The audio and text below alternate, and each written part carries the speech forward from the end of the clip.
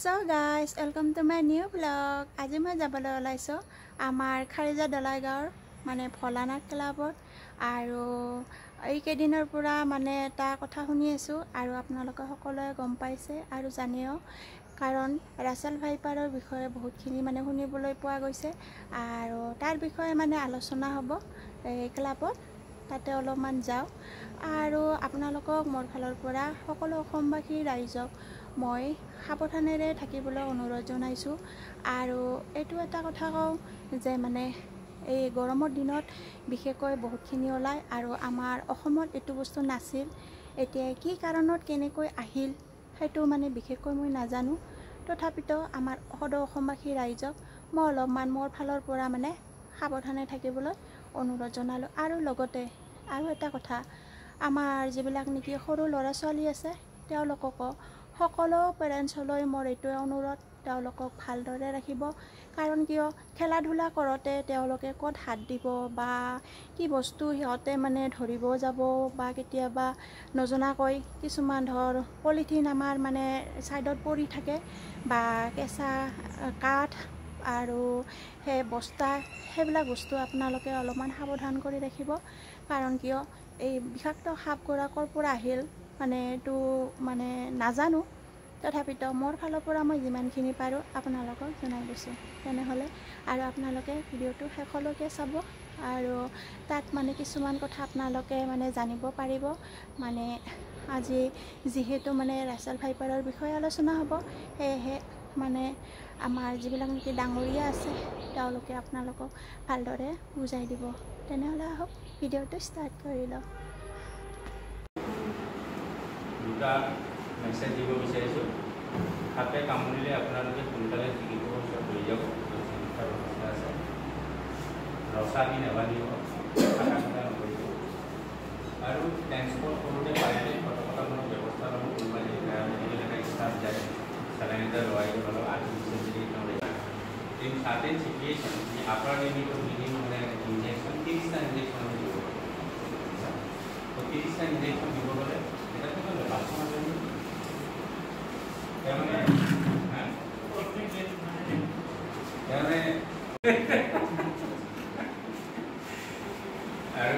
আৰু কথা কিছুমান থাকে যদিও এতিয়া বহুত গীত লেবাই গৈছে বহুত কেতিয়াবা পুৰণা হৈ থাকে ইমান ইউজ হৈছিল আগতে বা চিভিল হস্পিটেলবিলাক হ'লেও দেখা যায় কথাটো গম পাইছে যিখন চৰকাৰী নে বেচৰকাৰী মই কোৱা নাই যিখন চিকিৎসালয়ত সাপে কামোৰা চিকিৎসা ব্যৱস্থা আছে তাতে লৈ যাব সময় খৰচ হ'ব আৰ কমাটো আছে এই আমাৰ বঙাইগাঁও সিভিল হসপিটালে চিকিৎসা কৰে ইহঁতে নোৱাৰিলে আমাৰ তাত পঠাই দিয়ে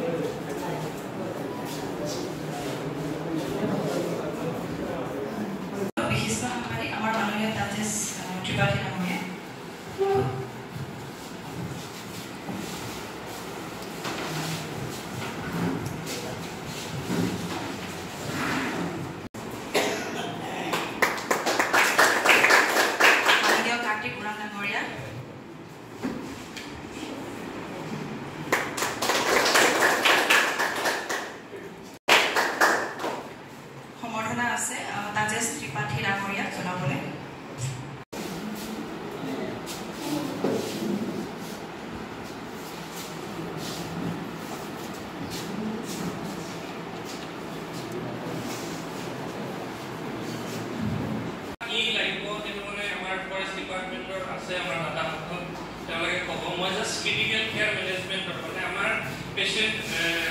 স্নেক বাইট মানে সাপে কামুৰাৰ পিছত পেশেন্টটো যেতিয়া আপোনালোকে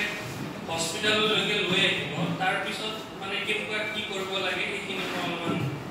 ক'ব বিচাৰিছোঁ চাৰে মেক্সিমাম কথাখিনি চাই কিনে আমি চিকিৎসাটো প্ৰদান কৰা ঠিক আছে আৰু কিবা বেছি ক'ব নিবিচাৰোঁ আৰু আছে ধন্যবাদ আৰু সাইন্সিক মহাবিদ্যালয় আৰু লাক্সাইডল কোৱা হয় আপোনাৰ অবজাৰভেশ্যন আমাৰ সিঙ্গল পেশেন্ট আমি ট্ৰেনিং কৰা 1 ঘণ্টা পিছতো আপোনাৰ সাইন চিহ্ন আহিব পাৰে সাপৰ কামুৰিলে যিটো চিহ্ন আহে 1 ঘণ্টা পিছতো আহে কিছুমান 2 ঘণ্টা পিছত অবজাৰভেশ্যন কৰোঁ আৰু তাৰে ভিতৰত যদি পেচেণ্টে আপোনাৰ সাইন চিহ্ন আহে তাকে প্ৰথম হৈছে যিখিনি সাইন চিহ্ন আহে তেতিয়া আমি ডক্টৰ আছে এনাস্থেচিয়লজি ডক্টৰ কণ্ডিটি ডক্টৰ থাকে আইচিইউ টেকনিচিয়ান থাকে ক্ৰিটিকেল কেয়াৰ নাৰ্ছ আছে আৰু গোটেইখিনি অফিচাৰে ট্ৰেইন আপ কৰিছে আৰু প্ৰয়োগ কৰিলে আপোনাৰ 20 ফাইল দিয়া আৰু এইটো অসম চৰকাৰৰ পৰা আগবঢ়াইছে চিলেক্ট কৰি গোটেইখিনি গতিকে আমাৰ হস্পিটেলত আপোনালোকে ডিভিজন মেডিকেশ্যন আছে তেতিয়া পঠাব পাৰে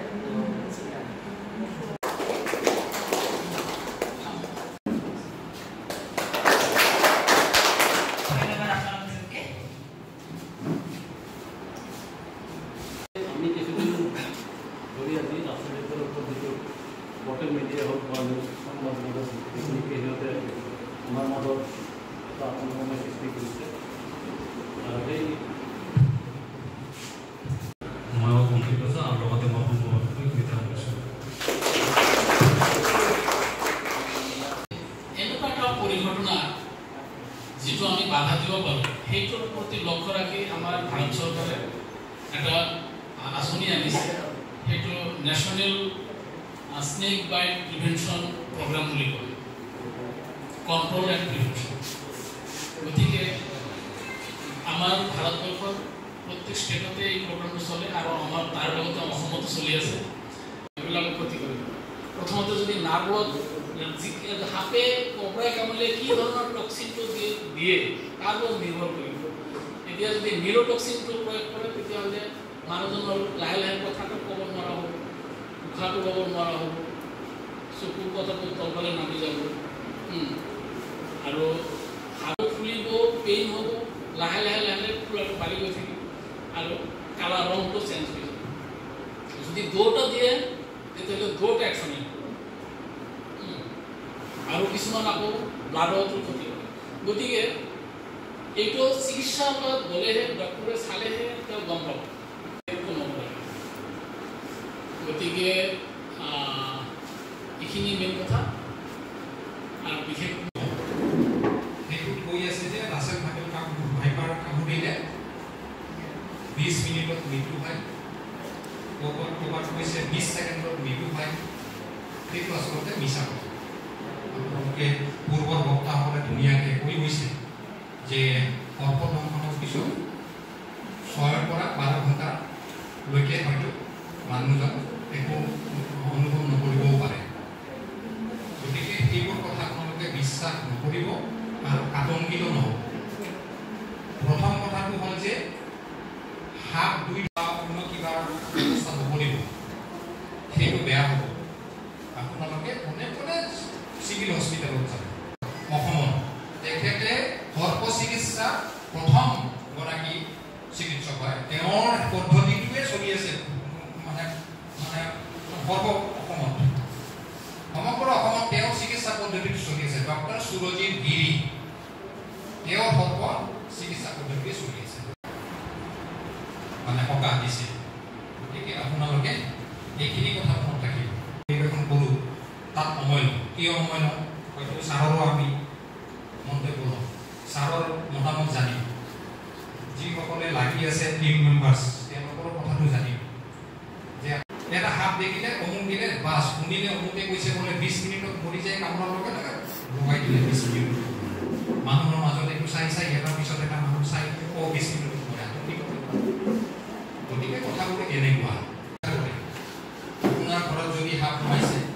তেখেতক মাতিলে তেওঁ যায় তেওঁ উদ্ধাৰ সেইটো কিন্তু কম কথা নহয় বিৰাট বৃষ্টি হয় সেইকাৰণে তেওঁ সৰ্বপ্ৰথমটো ভুগিছিলে গতিকে এইসকল লোকে যেতিয়া কাৰোবাৰ ঘৰত সাপ উলিয়াব যাব আপোনাক উপকাৰ কৰিব গৈছে সেইদিনা এটা সভাত এখন সভাত তেওঁ কিছুমান মন্তব্য ৰাখিছিলে মন্তব্যটো শুনি পেলাই মই নিজে ব্যক্তিগতভাৱে দুখ অনুভৱ কৰিছিলোঁ যে আমি সাপ উদ্ধাৰ কৰিব যাওঁ কৰি দিয়া সাপৰ বিষ নিয়ন্ত্ৰণ কৰিব নহয় জাতীয় আমাৰ নিচিনা গৰীব মানুহ যে তাৰ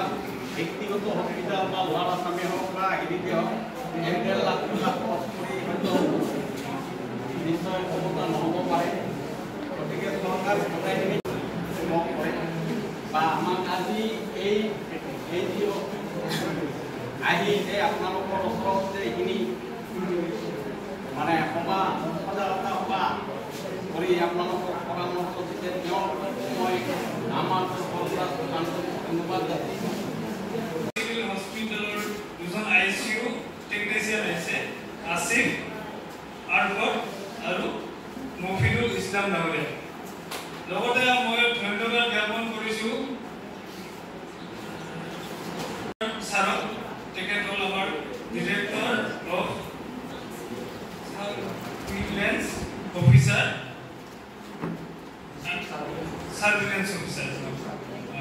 ITSP। লগতে মই তেখেতৰ লগত এছিষ্টেণ্ট হিচাপে অহা মানস সিংহ ডাঙৰীয়াকো মই ধন্যবাদ জ্ঞাপন কৰিছোঁ। লগতে